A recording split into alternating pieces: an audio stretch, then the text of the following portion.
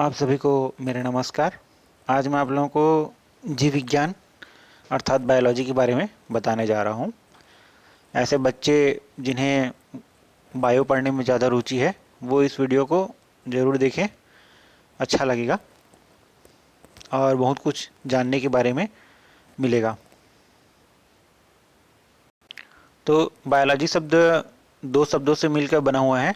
BIOS Greek word है और उसका मतलब होता है लाइफ या जीवन। दूसरा है लोगस, लोगस मतलब होता है स्टडी या अध्ययन करना। तो जीवों में होने वाली क्रियाओं का अध्ययन करना जीव विज्ञान कहलाता है, या जीव विज्ञान के अंतर्गत हम सजीवों के बारे में अध्ययन करते हैं। लोगस बहुत सारे शब्दों में आता है, जैसे जूलॉजी और वायरोलॉजी, फाइकोलॉजी। तो जहाँ जहाँ लॉजी शब्द आता है इसका मतलब होता है अध्ययन करना या उसका विस्तार पूर्वक जानना उसके बारे में। तो बायोलॉजी की परिभाषा देखते हैं।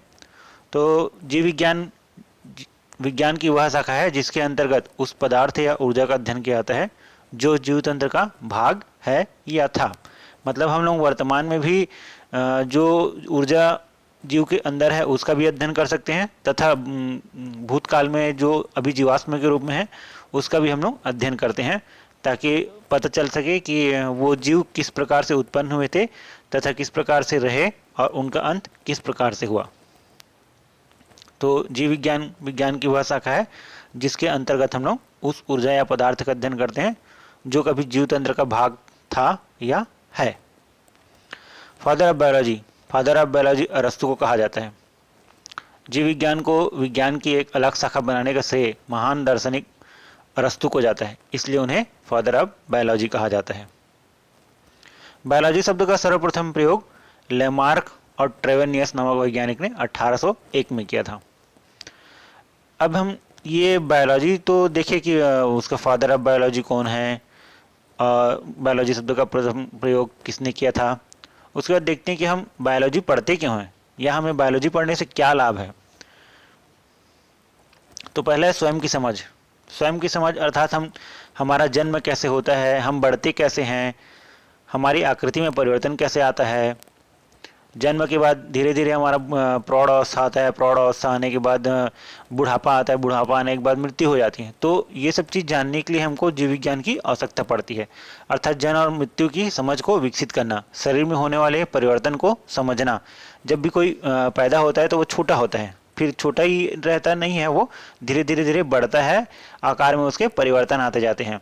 तो ये सब चीज़ के बारे में अध्ययन करने के लिए हम जीव विज्ञान का अध्ययन करते हैं। जीवन स्तर में सुधार करना, तो ये जीव विज्ञान के पढ़ने के फायदे हैं कि हम अपने आप को समझ सकते हैं, जीवन को समझ सकते हैं। दूसरा है आहार, भोजन।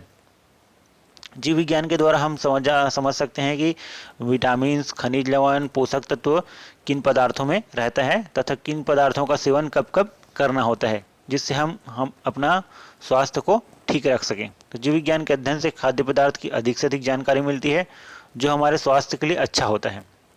भोजन की गुणवत्ता में सुधार लाया जा सकता है, विटामिन और खनिज लवण की पर्याप्त मात्रा में जानकारी मिलती है। कृषि, जीव विज्ञान के अध्ययन से उन्नत किस्म के बीज की जानकारी प्राप्त हुआ, जिससे अधिक से अधिक फसल का उत्पादन संभव हो पाया। कम से कम समय में उत्पादन को बढ़ाया गया है और संकरित बीज से फसल की क्रांति संभव हो पाया है। अभी का समय ऐसा है कि जिसमें जितना कम से कम समय लगे और उतना ही अधिक से अधिक उत्पादन हो सके, जिसके लिए उन्नत किस्म के बीजों का उत्पादन किया जाता है। स्वास्थ्य, शरीर में होने वाले रोगों की जानकारी प्राप्त करना, उसका उपचार करने में सहायता करना। कई प्रकार के असाध्य रोग हैं जिसके उपचार में जीव विज्ञान बहुत ही महत्वपूर्ण योगदान दिया है। रोगों की जानकारी उसको फैलने से रोकने के उपाय तथा उस रोग के उपचार में सहायता करता है। जीव विज्ञान के द्वारा हम लोग विभिन्न प्रकार के रोगों का अध्ययन करते हैं और उन रोगों के अध्ययन करने के बाद उस रोग के बारे में जानते हैं कि वो फैलता कैसे है, उसको फैलने से रोकना कैसे है, उसका निवारण कैसे करना है, उपचार कैसे करना है। तो ये सब चीज़ हम लोग जीव विज्ञान पढ़ के जानकारी प्राप्त कर सकते हैं। उद्योग धंधा, जीव विज्ञान के अध्ययन से रेशम, चमड़ा, मोती, लाख, काष्ठ उद्योग में सुधार किया जा सकता है। अधिक से अधिक मात्रा में दूध उत्पादन करना है, फसल की अधिक मात्रा प्राप्त करनी है, मछली उत्पादन करके उससे हम अपनी कमाई को बढ़ा सकते हैं, मछली को किस प्रकार से रखें कि उसका उत्पादन ज़्यादा हो। इस प्रकार से हम उद्योग धंधों को भी बढ़ावा दे सकते हैं। आधुनिक समस्या में मुख्य है पर्यावरण प्रदूषण। जितने भी उद्योग धंधे खुलते जा रहे हैं पर्यावरण प्रदूषित होते जा रहे हैं, क्योंकि उनकी चिमनियों से हानिकारक धुआं निकलता है जो वातावरण को प्रदूषित करता है, जिसके कारण अम्ल वर्षा, वातावरण प्रदूषण, वायु प्रदूषण, ध्वनि प्रदूषण होता है। तो जीव विज्ञान के अध्ययन के द्वारा हम वायु प्रदूषण या पर्यावरण प्रदूषण को रोक सकते हैं। जनसंख्या नियंत्रण, जीव विज्ञान का बहुत ही महत्वपूर्ण भूमिका रहा है जनसंख्या नियंत्रण में। जनसंख्या बहुत सारी समस्याओं का जड़ है, जिसे नियंत्रण करके समस्याओं पर नियंत्रण पाया जा सकता है। औद्योगिक जमाने में वनों की अंधाधुंध कटाई होते जा रहा है, जिससे कारण पर्यावरण में असंतुलन उत्पन्न हो गया है। तो वनों की अधिक से अधिक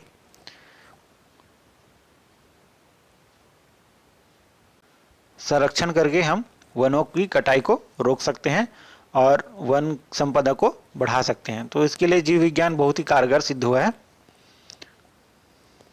उसके बाद अंतरिक्ष, जीव विज्ञान के द्वारा अंतरिक्ष में जीवन की संभावनाओं को पता लगाना तथा उस पर कार्य करना। सबसे पहले अंतरिक्ष में लाइका नामक एक जीव को ही भेजा गया था, ताकि वहाँ पे किस प्रकार का वातावरण रहता है और जीवन के लिए क्या क्या संभावनाएं हैं, इसके बारे में अध्ययन किया जा सकते हैं। अंतरिक्ष के बारे में अध्ययन करना एक्सोबायोलॉजी के अंतर्गत आता है। सजावट, पेड़ पौधे मनुष्य को आदिकाल से सुख शांति प्रदान करते आए हैं। जब भी मनुष्य शहरों में रहकर अपने आप को अनकंफर्टेबल फील करता है तो वह कुछ दिनों के लिए जंगलों की तरफ घूमने के लिए आया जा करता है, ताकि उसको मन की शांति प्राप्त हो। तो मनुष्य पेड़ पौधों की ओर सहज ही आकर्षित हो जाता है। अतः मनुष्य की सजावट के लिए पेड़ पौधों का उपयोग करता है, घरों में पेड़ पौधों को सजा के रखता है ताकि उसके मन को शांति मिले तथा उनका मनोरंजन भी होता रहे।